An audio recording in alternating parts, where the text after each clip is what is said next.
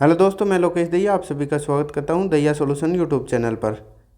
UP police और RPF exam के लिए जीके जीएस के क्वेश्चन करेंगे। क्लास नंबर 2 रहेगी। अगर आपको ये क्वेश्चन अच्छे लगते हैं तो एक लाइक कर देना। अगर आपको चैनल उपयोगी लगे तो चैनल को सब्सक्राइब कर लेना। ये किसी न किसी परीक्षा में पूछे गए क्वेश्चन है जीके के, और ये इन परीक्षाओं में भी पूछे जाने की प्रबल संभावना रहेगी। तो इसलिए बिना देरी से फर्स्ट क्वेश्चन से शुरू करते हैं। फर्स्ट क्वेश्चन दे रखा है, मौर्य साम्राज्य में के चंद्रगुप्त मौर्य के गुरु कौन थे। यानी चंद्रगुप्त मौर्य के गुरु कौन थे। 4 ऑप्शन दे रखे हैं, मेगस्थनीज, कनिष्क, कौटिल्य या हर्षवर्धन। तो कौन थे। आंसर कौन सा सही रहेगा, तो आंसर ऑप्शन 3 सही रहेगा। कौटिल्य थे चंद्रगुप्त मौर्य के गुरु। इनका दूसरा नाम क्या था, तो चाणक्य कहा जाता था। इन्हें क्या कहा जाता था, चाणक्य और विष्णुगुप्त। विष्णुगुप्त कहा जाता था। इनकी पुस्तक पूछी जाए, अगर कौटिल्य या चाणक्य की पुस्तक कौन सी थी इनकी, अगर पुस्तक पूछी जाए परीक्षा में आ सकती है, तो कौन सी थी, तो अर्थशास्त्र इनकी पुस्तक थी। कौन सी, अर्थशास्त्र इनकी पुस्तक थी। आगे बढ़ते हैं अगले क्वेश्चन पर। अब अगला क्वेश्चन दे रखा है, गौतम बुद्ध ने अपनी शिक्षा सामान्य लोगों को डैश भाषा में दी। यानी गौतम बुद्ध ने जो शिक्षा दी थी वो किस भाषा में दी थी लोगों को, प्राकृत, उड़िया, तमिल या हिंदी भाषा में।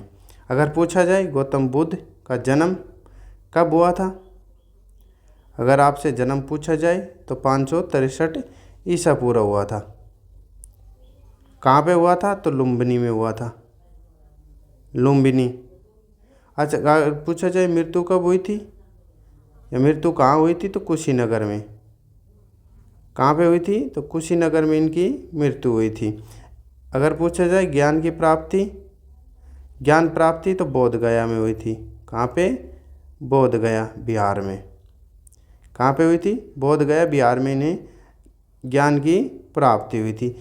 पहला उपदेश अगर पूछा जाए, पहला उपदेश पूछा जाए आपसे तो कहाँ पे दिया गया था, तो सारनाथ में दिया गया था। कहाँ पे, सारनाथ में। तो आंसर कौन सा सही रहेगा, तो ऑप्शन ए सही रहेगा, एक सही रहेगा। प्राकृत भाषा में लोगों को सामान्य शिक्षा में भाषा में दिया गया था। आगे चलते हैं अगले क्वेश्चन पर।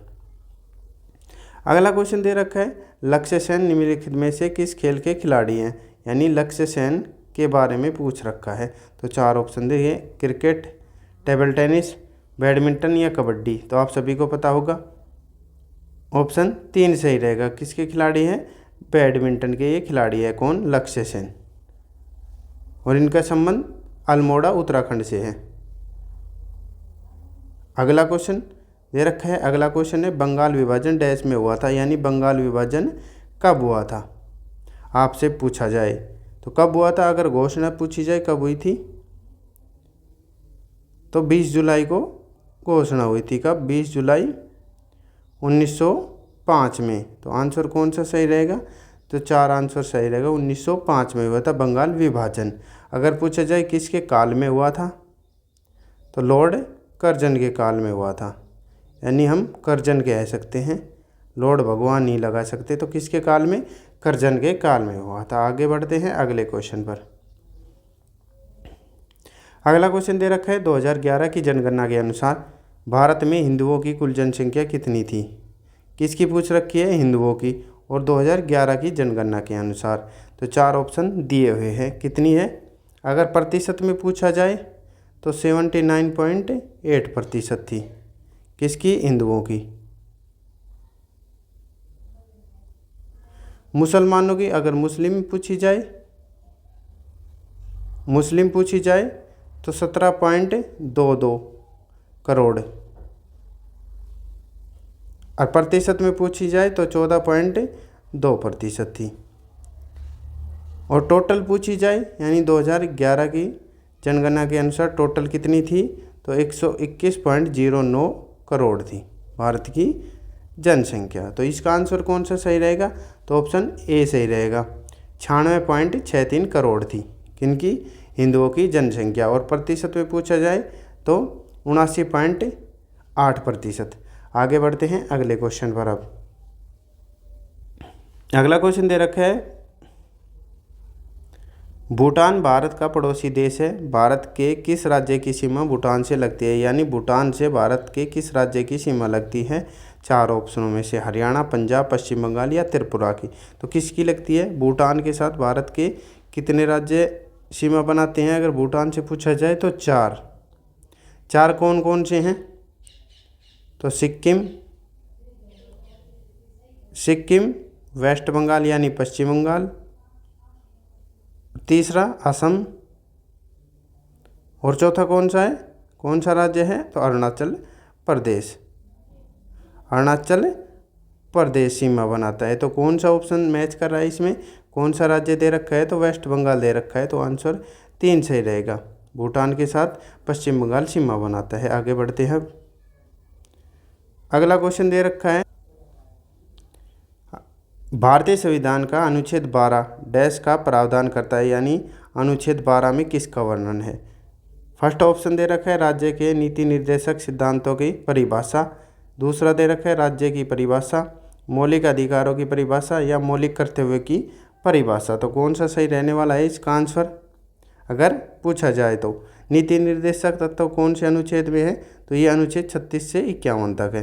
तो ये तो 12 में आ नहीं रहे। और भाग पूछा जाए तो भाग 4 में इनका वर्णन है। और किस से लिए गए हैं नीति निर्देशक सिद्धांत? तो ये आयरलैंड के संविधान से लिए गए हैं। किसके? आयरलैंड के संविधान से। तो इसका आंसर कौन सा सही रहेगा? ऑप्शन 2 सही रहने वाला है, राज्य की परिभाषा। अगर पूछा जाए भाग किस में है? तो भाग 3 में। भाग 3 यानी 12 से 35 भाग 3 में आते हैं। अनुच्छेद 12 से 35 मौलिक अधिकार में आते हैं। अगर मौलिक कर्तव्य पूछे जाएं तो ये यूएसएसआर यानी रूस के संविधान से और भाग 4 में है। और अनुच्छेद पूछा जाए तो अनुच्छेद 51 क यानी ए में इसका वर्णन है। आगे बढ़ते हैं अगले क्वेश्चन पर। अब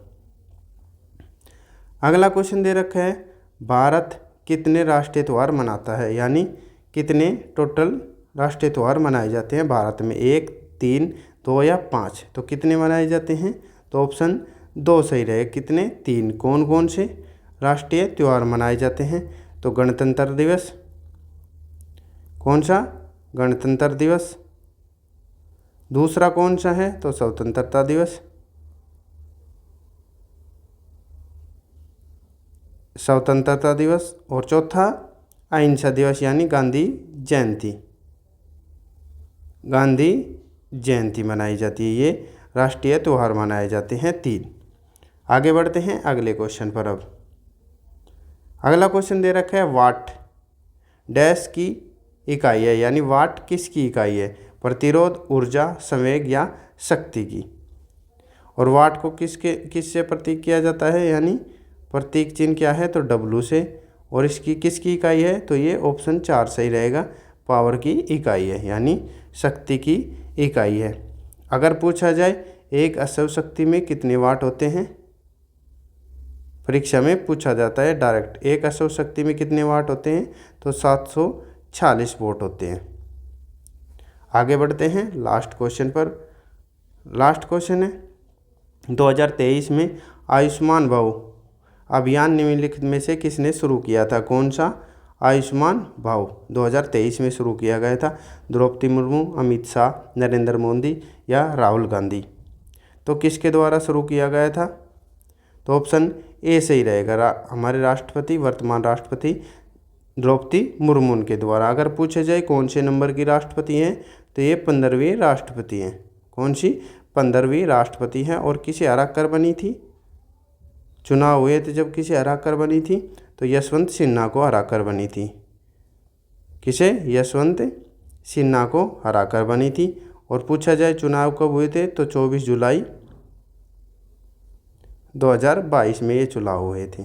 अगर पूछा जाए आयुष्मान भव ये किसका है? इसका उद्देश्य है जैसे हर देश में जो देश में हर गांव और शहर में पहुंचने वाले जो स्वास्थ्य सेवाएं हैं उनको कवरेज करना है। किसको?